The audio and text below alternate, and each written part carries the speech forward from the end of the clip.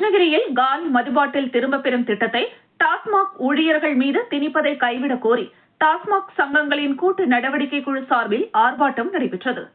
கிருஷ்ணகிரியில் உள்ள தமிழ்நாடு மாநில வாணிப கழக கிடங்கு முன்பாக டாஸ்மாக் சங்கங்களின் கூட்டு நடவடிக்கை குழு சார்பாக காலி மதுபாட்டில் திரும்ப பெறும் திட்டத்தை டாஸ்மாக் ஊழியர்கள் மீது திணிப்பதை கைவிடவும் மாற்று திட்டத்தை செயல்படுத்த வலியுறுத்தியும் ஆர்ப்பாட்டம் நடைபெற்றது.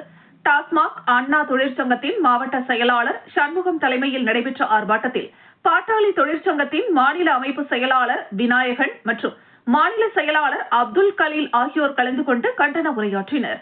மேலும் இந்த ஆர்ப்பாட்டத்தில் காலி மதுபாட்டில் திரும்ப பெறும் திட்டத்திற்கு முறையான செயல்முறையினை டாஸ்மாக் நிர்வாகம் உருவாக்காமல் கடை ஊழியர்களிடம் திணித்துள்ளதாகவும், வேலை பளுவினால் கடுமையாக பாதிக்கப்பட்டுள்ள டாஸ்மாக் ஊழியர்களுக்கு இது மேலும் கூடுதலான வேலை பளு திணிப்பதாகவும், மது பாட்டிலுக்கான தொகையோடு வசூலிக்கப்படும் 10 ரூபாயும் திரும்பி வராத பாட்டிலுக்கான தொகையையும் டாஸ்மாக் எடுத்துக் கொள்கிறது.